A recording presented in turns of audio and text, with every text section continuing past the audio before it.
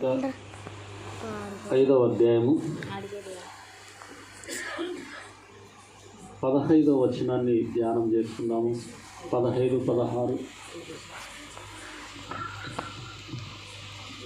ధ్యానం చేసుకుందాము.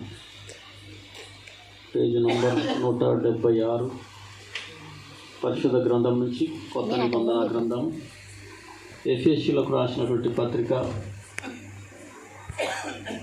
5వ అధ్యాయము 15 నుంచి 19 వచనాల వరకు మనం ధ్యానం చేసుకున్నాము.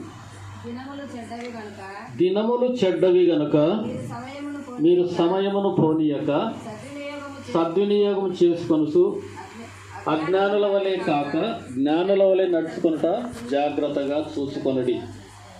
ఇందు నిమిత్తము మీరు అవివేకులు గాక ప్రభు యొక్క చిత్తమేమిటో గ్రహించుకొనుడి.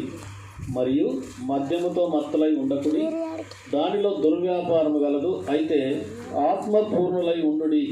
ఒకరినొకడు కీర్తనలతోనూ సంగీతములతోనూ ఆత్మ సంబంధమైన పాటలతోనూ హెచ్చరించుతూ మీ హృదయంలో ప్రభువును గురించి పాడుతూ కీర్తించుతూ మన ప్రభువైన యేసుక్రీస్తు పేరిట సమస్తం గురించి తండ్రి దేవునికి ఎల్లప్పుడూ కృతజ్ఞతాస్తులు చెల్లించుతూ క్రీస్తునందలి భయముతో ఒకరినొకడు లోబడి ఉండుడి. ఈ వాక్యాన్ని దేవుడు మనకు ఈరోజు జ్ఞాపకం చేసుకునేదానికి మనకు ఇచ్చినటువంటి సమయాన్ని బట్టి వేలాది స్తోత్రాలు.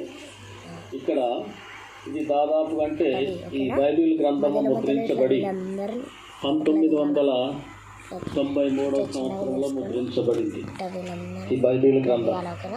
ఆ ముద్రించబడినటువంటి ఆ సమయంలో నుంచి కూడా ఈ వాక్యానికి ఎప్పుడు కూడా అప్పుడు హెచ్చరిస్తూ ఉంది, ఇప్పుడు హెచ్చరిస్తూ ఉంది. దినములు చెడ్డవి గనక మీరు సమయము పోనీయక సద్వినియోగం చేసుకొనుచు అజ్ఞానుల వలె గాక జ్ఞానుల వలె నడుచుకొనుచున్నట్లు జాగ్రత్తగా చూసుకొనుడి. ఈ దినాలు ఎంత చెడ్డవో మీకు అందరికీ బాగా తెలుసు.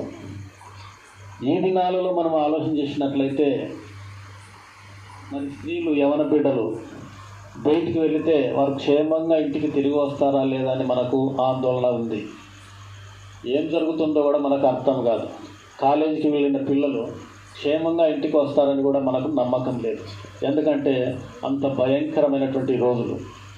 ఇలాంటి రోజులలో ఆయన కడవరి దినాలు, ఆయన ఈ లోకానికి మరి రెండవసారి రాబోతున్నటువంటి దినాలలో మనం అప్రమత్తంగా ఉండకూడదని, అజ్ఞానుల వల్లే ఉండకూడదని, జ్ఞానము కలిగి జీవించాలని ఆయన మనల్ని హెచ్చరిక చేస్తున్నాడు. దినములు చెడ్డవి గనక ఈ రోజు నుంచి, ఇప్పటి నుంచి మనము సమయాన్ని వృధాగా పోనీయకూడదు. అల్లరితో కూడినటువంటి ఆటపాటలు గాక, ముసలమ్మ ముచ్చటలు గాక, బారకట్టలు, చెక్క భజనలు, కోలాటలతో మన సమయాన్ని వృధా చేసుకొనకూడదని. అజ్ఞానుల వలె ఉండక మీరు ఎట్లా ఉండాలంట? జ్ఞానుల వలె ఉండాలి. ఆ జ్ఞానుల వలె ఉన్నటువంటి ఆ బిడ్డలకు ఏం వాళ్ళకు అవసరమై ఉందంటే, వారు ఒకరికొకరు కీర్తనలతోనూ సంగీతముతోనూ ఆత్మ సంబంధమైన పాటలతోనూ హెచ్చరించుతూ మన ప్రభువైన యేసుక్రీస్తు పేరట సమస్తమును గురించి తండ్రి దేవునికి ఎల్లప్పుడూ కృతజ్ఞతాస్తులు చెల్లించుతూ క్రీస్తునందు భయంతో ఒకరికొకడు లోబడి ఉండుడి.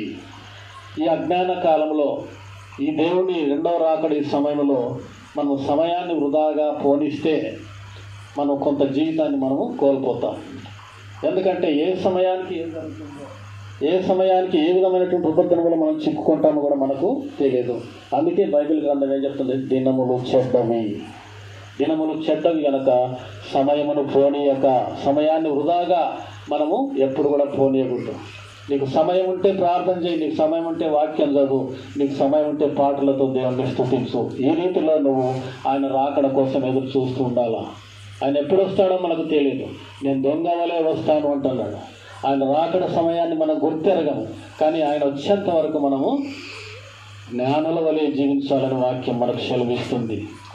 జ్ఞానం అయినటువంటి వాడు ఎట్టుంటాడు, అజ్ఞానం ఎట్టుంటాడు?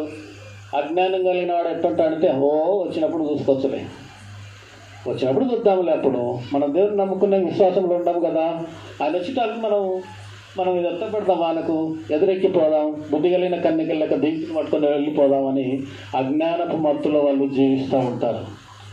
అలా చెప్పలేదు వాక్యం. జ్ఞానము కలిగి జీవించండి. రోజులు మంచివి కాదు, దినములు చెడ్డవి కాదు. సమయాన్ని మీరు వృధా చేసుకోవద్దు.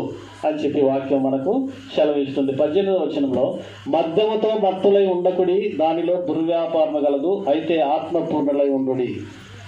ఎవరైనా పొరపాటున తాగుడుబోతుతనంతో ఉండి మద్యముతో మత్తులై ఉండి